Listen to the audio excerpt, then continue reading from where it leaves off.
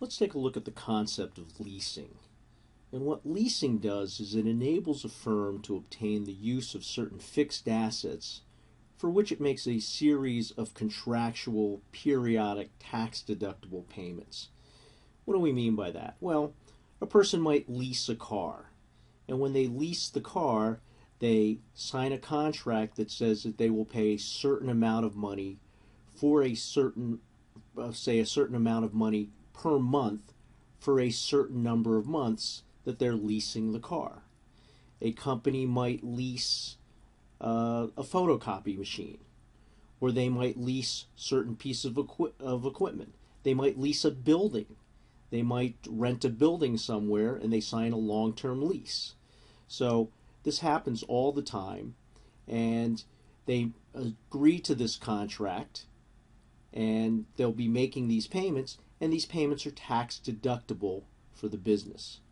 Now, there are two parties to the lease. The leasee is the receiver of the services of the asset.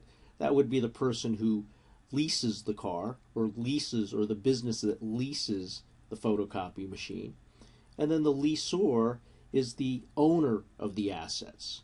So, for example, you might have Honda leasing a car to you, okay, or you might have Xerox leasing a photocopy machine to your business. So they would be the lessor.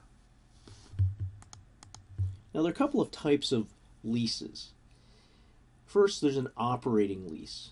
And this is a contract that allows for the use of an asset but does not convey rights of ownership of the asset. That is, you're leasing this, but you don't own it. You get to use it. The operating lease is not capitalized. It's accounted for as a rental expense in what's known as off-balance sheet financing. So you don't own this thing, and in this case, operating leases have tax incentives and do not result in assets or liabilities being recorded on the lessee's balance sheet, which can improve the lessee's financial ratio. So they don't have extra assets, they don't have extra liabilities.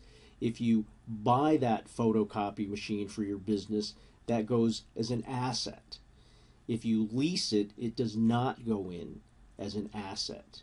And many ratios take a percentage of total assets or a percentage of certain things, and they're not going to be on the balance sheet. So this can improve the financial ratios. Operating leases are usually cancelable at the option of the lessee.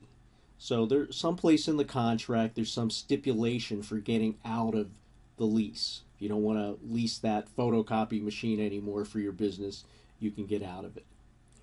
For the lessor, the asset being leased is accounted for as an asset and is depreciated as such. So the lessor owns this asset, and it's an asset on the lessor's balance sheet, and that business, that lessor, gets to depreciate that from its income. Now, capital lease is a lease considered to have the economic characteristics of asset ownership. A capital lease would be considered a purchase for a purchased asset for accounting purposes. And there are certain rules or conditions for a capital lease. A lease is classified as a capital lease if any of the following requirements are met. The life of the lease is 75% or greater of the asset's useful life. The lease contains a purchase agreement for less than the market value. The lessee gains ownership at the end of the lease period. Or 4, the present value of lease payments is greater than 90% of the asset's market value. So we didn't just make this up. This is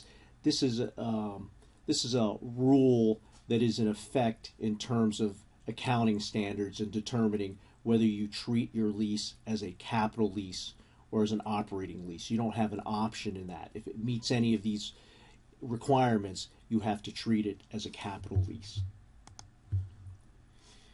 Leasing arrangements. Okay, there are 3 primary techniques for obtaining assets to be leased. So this is from the leasor's perspective. A direct lease results when the leasor owns or acquires the assets that are leased to a given leasee. Now, this is what we would normally think. Honda owns their cars, they lease them to you. Xerox owns their photocopy machines, they lease them to a business. The second type of arrangement you could have is a sale leaseback arrangement. In this case, leasors acquire leased assets already owned by the leasee and leasing them back. Okay, this might be used by firms that need funds for operations. So, for example, I might own a building. My company might own a building, but we're in financial difficulties, or we at least need to raise some funds for operations. I might sell the building to a leasor, and the leasor would lease the building back to me. So now they own it.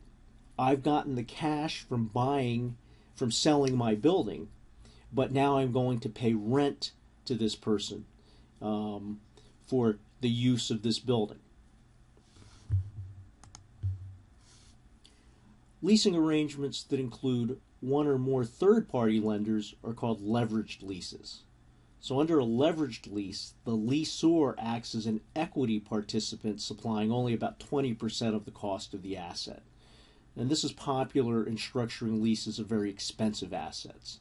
So you may bring in some third-party lenders to help finance the purchase of this asset that you'll be leasing.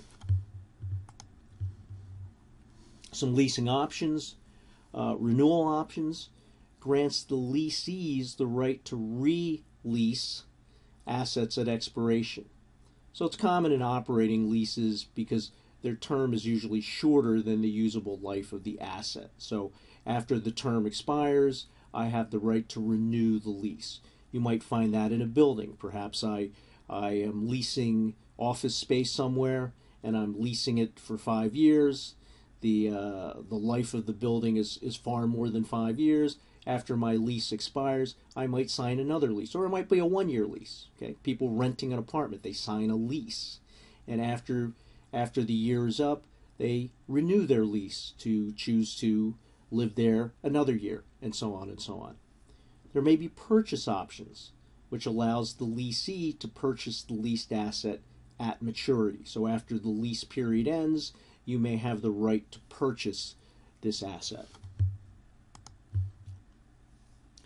The lease versus purchase decision. How do we decide whether we should lease something or purchase something? This can be from an individual perspective, such as buying a car or leasing a car, or it could be from a business's perspective. Should we buy that building or should we lease that building? Well, we want to know which alternative is the least costly. So we just follow the following steps. We find the after-tax cash outflows for each year under the lease alternative. We also find the after-tax cash outflows for each year under the purchase alternative.